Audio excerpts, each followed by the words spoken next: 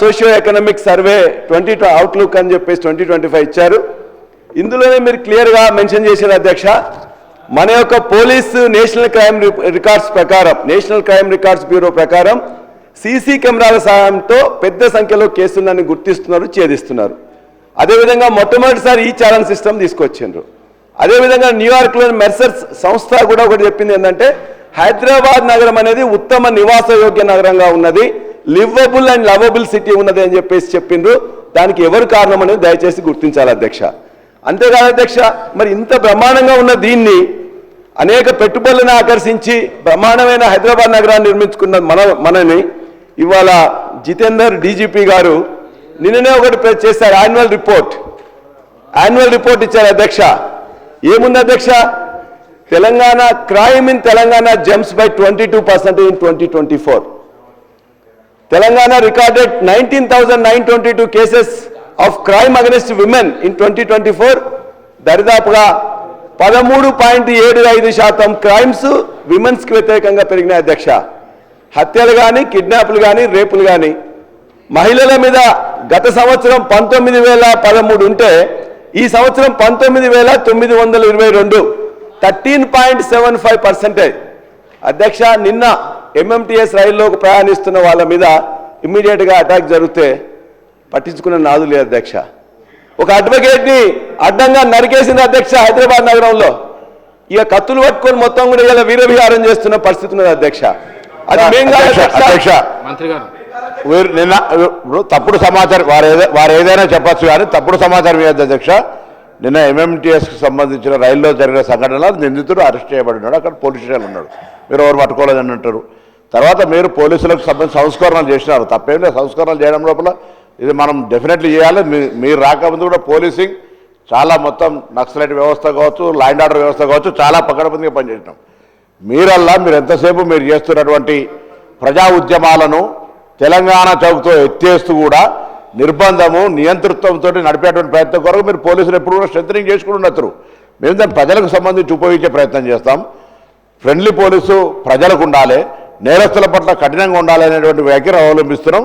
ఎంఎంటీఎస్కి సంబంధించిన పూర్తి వివరాలనే దానికి సంబంధించి జరిగిన సంఘటన, రైల్లో జరిగిన సంఘటనకు సంబంధించి ఎక్కడ కూడా ప్రభుత్వం స్పందించకపోవడం కానీ చర్య తీసుకోకపోవడం కానీ లేదు. నేను రిప్లైలో వారు చెప్పిన మిగతా అంశాల గురించి అన్నీ చెప్తాను. ఇదొకటి ఇన్సిడెంట్ మీద చెప్తున్నారు కాబట్టి చెప్తాం.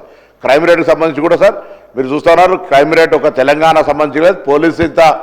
పోలీస్ మనోధైర్యం మీరు మాట్లాడే సందర్భంలో బడ్జెట్ కేటాయించి ఇంకా పోలీసులకు మనోధైర్యం కలగజేసే ప్రయత్నం చేయాలని నేను కోరుతా ఉన్నా తప్ప వాళ్ళను మొరాల్గా మనం definitely Telangana police is appreciable police award తీసుకుంటారో రాష్ట్రం మొత్తంగా వాళ్ళకు మనం సమర్థనీయంగా ఉండే విధంగా ప్రభుత్వంకు మీరు ఏం చెప్పదలుచుకున్నా ప్రభుత్వంకు నిధులు కేటాయింపు కానీ ఇంకా తీసుకోవాల్సిన సంస్కరణలు సవరణలు చెప్పేటువంటి ప్రయత్నం చేయండి. కానీ వాళ్ళ మనోధైర్యము పోలీస్ వ్యవస్థ మనం శాంతి భద్రతలు కాపాడేందుకు సంబంధించిన అంశం మీద ఎక్కడ కూడా రాజకీయాల్లో దాని మీద ప్రభావితం కాకుండా చూడాలని కోరుతాను.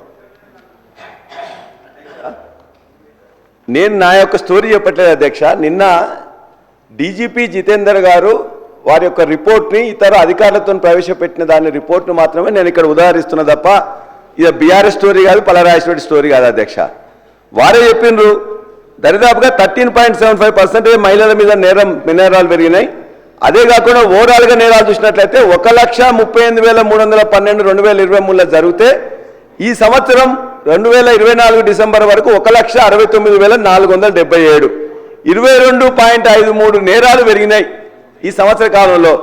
ఎందుకు పెరిగినాయని చెప్పేసి దయచేసి ఆలోచించాలని కోరుతున్నా అధ్యక్ష. మెయింటెనెన్స్ బిల్ ఇస్తాం అధ్యక్ష. నెలకు మన యొక్క పోలీస్ స్టేషన్స్ రన్ చేయడానికి 25,000, 50,000, 75,000 అని 5 నెలల నుంచి ఇవ్వకపోతే ఆ పోలీస్ స్టేషన్లో ఉన్న వాళ్ళందరూ కూడా ఎవరైనా కంప్లైంట్ చేయడానికి వస్తే చాలు వాళ్ళతోనే పెన్నులు, పేపర్లు, అదేవిధంగా ఇవన్నీ కూడా 2014 కంటే ముందు ఏ విధంగా పోలీస్ వ్యవస్థ ఉందో మళ్ళా వెనక్కి వెళ్ళిపోయింది అధ్యక్ష. అంతేకాదు ఇలా పెట్రోలింగ్ వాహనాలు బ్రహ్మాండంగా ఇచ్చిన అధ్యక్ష.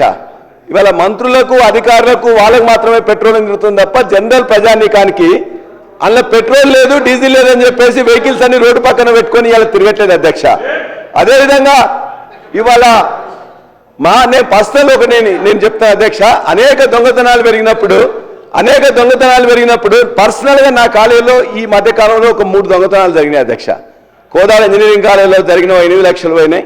మొయినాబాద్లో 2 కాలేజీలలో కూడా దొంగతనం జరిగితే నేను చెప్పిన డీజీ గారు కూడా ఫోన్ చేసి 1 వీక్ తర్వాత మెసేజ్ పెట్టినా, సిపి గారు కూడా పెట్టినా.